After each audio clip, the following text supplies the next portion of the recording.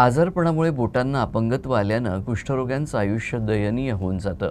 समाजात कुष्ठरोग्यांबाबत सहानुभूती असते, मात्र बुलढाणा जिल्ह्यातील मोताळा तालुक्यात कुष्ठरोग्यांची अवहेलना करण्यात येत असल्याचा संतापजनक प्रकार समोर आलाय. या कुष्ठरोग्यांच्या बोटांचे ठसे जुळत नसल्याचा आरोप करत कुष्ठरोग्यांना रेशनचं धान्य देण्यास मनाई करण्यात आली. याबाबत संताप व्यक्त होतो आहे.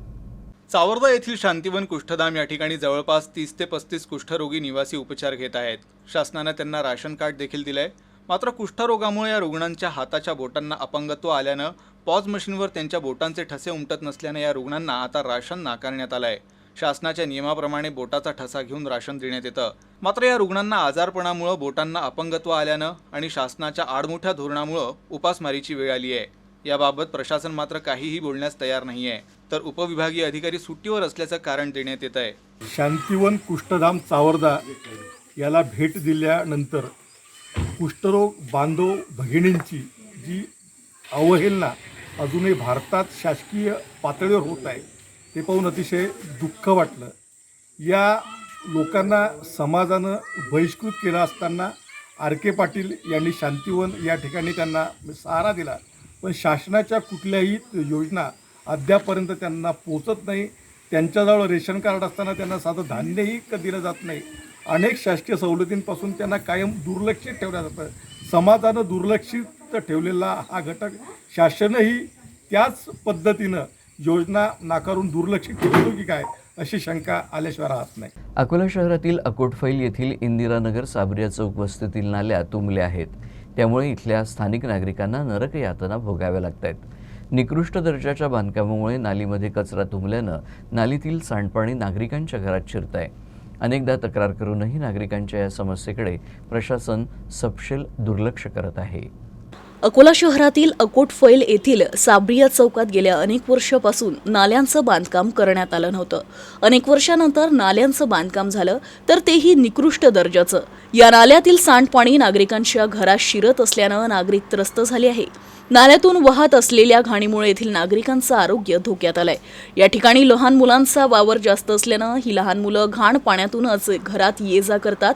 यामुळे या ठिकाणी रोगराई पसरण्याची भीती निर्माण झाली आहे. नागरिकांनी वारंवार तक्रार करूनही प्रशासन उदासीन दिसून येत आहे. या सांडपाण्यामुळे नागरिकांना नरक यातना भोगाव्या लागत आहे. महानगरपालिकेनं लक्ष देऊन ही समस्या दूर करावी अशी मागणी स्थानिक नागरिकांनी केली आहे. अकोला तालुक्यातील बाबुळगावच्या श्री शिवाजी अभियांत्रिकी महाविद्यालयासमोर गतिरोधक नसल्यानं अपघातांची संख्या वाढते. या ठिकाणी गतिरोधक बसवण्यात यावे अशी मागणी करत महाविद्यालयीन विद्यार्थ्यांनी रस्ता रोको आंदोलन केलं. त्यामुळे काही काळ वाहतूक विस्कळीत झाली होती. अकोला तालुक्यातल्या बाबुळगावच्या श्री शिवाजी अभियांत्रिकी महाविद्यालयासमोर 2 दिवसांपूर्वी टँकर आणि दुचाकीच्या धडकेत दुचाकीस्वार महाविद्यालयीन विद्यार्थी ठार झाला होता. पोलिसांनी तात्काळ कारवाई करत टँकर चालकाला अटक केली होती. मात्र यामुळे संतापलेल्या विद्यार्थ्यांनी महाविद्यालयासमोर रास्ता रोको आंदोलन करून या ठिकाणी गतिरोधक टाकण्याची मागणी केली आणि अपघातात मृत्युमुखी पडलेल्या विद्यार्थ्याला श्रद्धांजली अर्पण केली.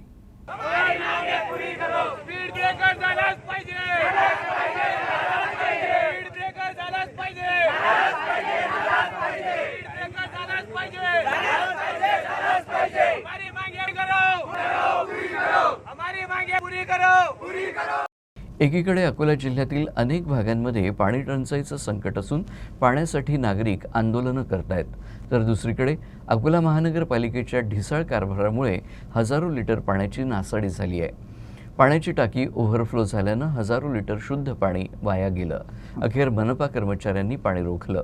मात्र या सर्वांमध्ये लाख मोलाचं पाणी वाया गेल्यानं नागरिकांनी संताप व्यक्त केलाय. अकोला शहरातील जोगळेकर प्लॉट येथील या भागाला पाणीपुरवठा करणाऱ्या पाण्याची टाकी ओव्हरफ्लो झाल्यानं हजारो लिटर पाण्याची नासाडी झाली. मध्यरात्री 3च्या सुमारास ही टाकी ओव्हरफ्लो होऊ लागली आणि यामुळे येथील नागरिकांमध्ये भीतीचं वातावरण निर्माण झालं. महापालिकेच्या जलप्रदाय विभागाला याची माहिती देण्यात आली. त्यानंतर वाया जात असलेलं पाणी रोखण्यात आलं. मात्र तोपर्यंत हजारो लिटर पाण्याची नासाडी झाली होती.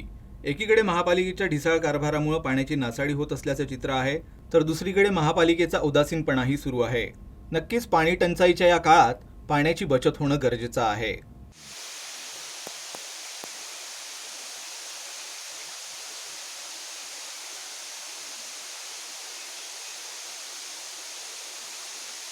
कोरोनाच्या प्रादुर्भावामुळे सर्वच क्षेत्रांना फटका बसला आहे. यामध्ये बांधकाम उद्योगही सुटलेला नाही. सिमेंट, वाळू, विटा, स्टील अशा साहित्याच्या किमती वाढल्यानं बांधकाम खर्चही वाढला आहे. त्यामुळे सर्वसामान्यांचं घर बांधण्याचं बजेट पुरतं कोलमडलं आहे. 2016 नोटबंदी झाल्यापासून ते आजवर विविध कारणांमुळे बांधकाम उद्योगावर मंदीचं सावट आहे. टाळेबंदीनंतर ही वाढ 10 ते 12% वाढली आहे, तर स्टीलच्या दरात सर्वाधिक 15 ते 20% वाढ झाली आहे. खर्च आणि उत्पन्न याचा ताळमेळ बसत नसल्यानं सुरू असलेले अनेक प्रकल्प बंद पडले आहेत. टाळेबंदीपूर्वी अनेक प्रकल्प प्रस्तावित होते. शिवाय नागरिकांनी आपली खाजगी घरं बांधकाम करायला सुरुवात केली होती. मात्र कोरोनामुळे सध्या कच्च्या मालाचे दरही वाढले आहेत, त्यामुळे बांधकाम खर्चही वाढला आहे. अशा परिस्थितीत त्याच दरानं घराची विक्री करणंही शक्य नाहीये. अनेकांनी ग्राहकांकडे जास्त रकमेची मागणी केल्याची उदाहरणं आहेत. टाळेबंदीच्या काळात वाहतूक बंद होती, त्यामुळे इतर राज्यातून पुरेसा कच्चा माल उपलब्ध झाला नाही. सरकारची परवानगी नसल्यामुळे गेल्या काही वर्षांपासून दगडखाणी बंद आहेत. त्यामुळे खडी, गिट्टी, दगडी, गोठळी, रेजगा आदी पुरवठाही कमी झाला आहे. त्यातच व्यावसायिकांनीही कच्च्या मालाचा मर्यादित साठा करून ठेवला आहे. त्यामुळे बांधकाम व्यावसायिक संकटात सापडले आहेत. कोरोना काळात वाहतूक यंत्रणाही बंद होती. त्या काळात मजुरांनी घरचा रस्ता धरल्यानं बांधकाम साहित्याच्या उत्पादनावर परिणाम झाला. आता अनलॉकमध्येही पुरेसे मजूर उपलब्ध नाहीत, त्यामुळे कच्च्या मालाचं उत्पादन घटलंय, तर लोखंडाच्या दरांनीही उंची गाठली आहे. त्यामुळे बांधकाम धारकांमध्ये नैराश्य आलंय. दिवसेंदिवस महागाई खूप वाढत चालली आहे. करोनामुळे कुठंतरी आता सुरळीत व्यवहार चालायला लागला होता, पण जगाची परिस्थिती पाहत प्रत्येक वस्तूत महागाई वाढलेली आहे. आमच्या लोखंडाच्या बिझनेसमध्ये सुद्धा खूप रेट वाढलेले आहेत. त्याचं कारण आहे क्रूड ऑइल यामुळे. तर याचे भाव जेव्हापर्यंत नियंत्रणात येत नाही तोपर्यंत लोखंडाचे भावही स्थिर होणं अशक्य आहे. महागाई वाढल्यामुळे जसं बांधकाम व्यवसायावर खूप फरक आलेला आहे. लोक घरं बांधायला थांबलेले आहेत. साधारण माणसाला घर बांधणं म्हणजे एक अवघड झालेलं आहे आजच्या परिस्थितीत. त्यांचं एक स्वप्न जर राहते आपलं स्वतःचं घर, ते पूर्ण सध्या तरी होऊ शकत नाही. तर याच्यावर कुठं ना कुठं रेट्समध्ये कमी कशा प्रकारे करता येईल हे गव्हर्नमेंटनी पाहायला पाहिजे. शिवाय GST 18% पेक्षा कमी केलं तरी खूप फायदा होऊ शकतो, ही माझी विनंती आहे. वाळू, सिमेंट, सळी आणि विटांचे दर वाढल्यानेही बांधकामाचा खर्च दुप्पट झालाय. मजुरीतही मोठी वाढ झाली आहे. लॉकडाऊन नंतर स्टीलच्या दरातही वाढ झाली आहे. वाळूचे दरही दुप्पट झाले आहेत. खामगाव तालुक्यासह शेगाव, संग्रामपूर तालुक्यातील काही नद्या आणि नाले मोठ्या प्रमाणात वाहतात. मात्र खामगाव शहर व परिसरात गेल्या काही वर्षांपासून वाळूचे दर अचानक वाढले आहेत. जिल्ह्यात अनेक नदीपात्रात वाळू असतानाही लिलाव झाले नाहीत. त्यामुळे चोरटी वाळू वाहतूक सुरू झाली आहे. यात अनेकांची देवाणघेवाण असल्यानं ग्राहकांना जास्तीची रक्कम द्यावी लागते आहे. सध्या संग्रामपूर, शेगाव तालुक्यातून वाळू येत असून याच वाळूचा वापर गिलाव्यासाठी केला जातोय. एकीकडे देशात धर्मावरून राजकारण पेटलं असताना अकोला जिल्ह्यातल्या वाडेगाव इथं मात्र पूर्णपणे विपरीत चित्र आहे. या ठिकाणी आयोजित होणाऱ्या संदल मिरवणुकीत मुस्लिम धर्मासह जातीभेद बाजूला ठेवून इतरही धर्माचे नागरिक सहभागी होतात. इतकंच नव्हे तर या आयोजनात यंदा सर्वच धर्मांचं प्रातिनिधिक झेंडे सजावटीसाठी वापरण्यात आले होते. पाहूयात यासंबंधीचा हा विशेष वृत्तांत. बाळापूर तालुक्यातल्या वाडेगाव येथील संदल मिरवणुकीत सर्व धर्म समभावाचं प्रतीक पाहायला मिळालं. सर्व जाती धर्माच्या लोकांनी एकत्र येऊन शाह हसन बुऱ्हानी बाबांचा संदल काढला होता. सर्वप्रथम सोफी शाह बाबांच्या दर्गावर चादर चढून संदलची सुरुवात करण्यात आली. त्यानंतर काझीपुरा येथून मार्गक्रमण करत बाळापूर वेस मार्गे बजरंग चौक, सस्ती वेस येथून शाह हसन बुऱ्हानी बाबा यांच्या दर्ग्यावर चादर चढवण्यात आली. यावेळी बाळापूर पोलीस ठाण्याच्या पोलिसांनी चोख बंदोबस्त ठेवला होता.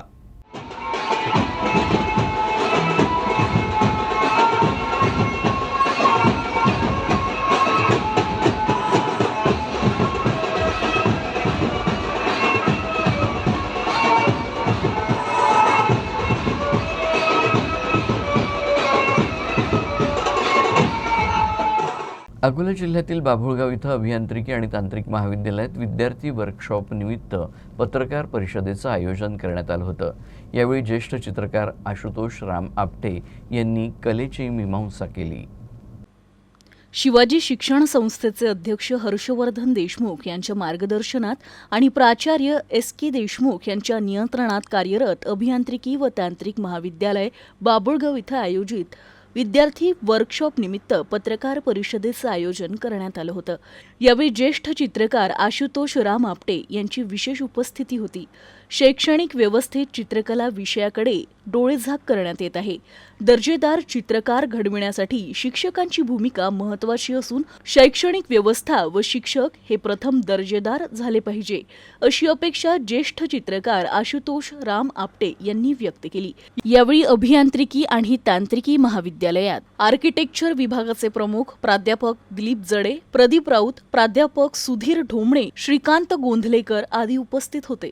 आपटे यांनी चित्रकला कशाला म्हणतात आणि नाट्य कसे असते यावर माहिती दिली.